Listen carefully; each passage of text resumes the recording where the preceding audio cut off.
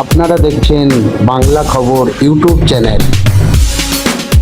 বাংলা খবর ইউটিউব চ্যানেলের পর্দায় আপনারা দেখছেন হুগলির চন্দননগর কমিশনারেটের আন্ডারে বিভিন্ন থানা এলাকায় রামনবমী মিছিলের উদযাপন। একবারে অস্ত্র নিয়ে প্রচুর মানুষের সমাগম। দেখছেন আগুন নিয়ে খেলা চলছে।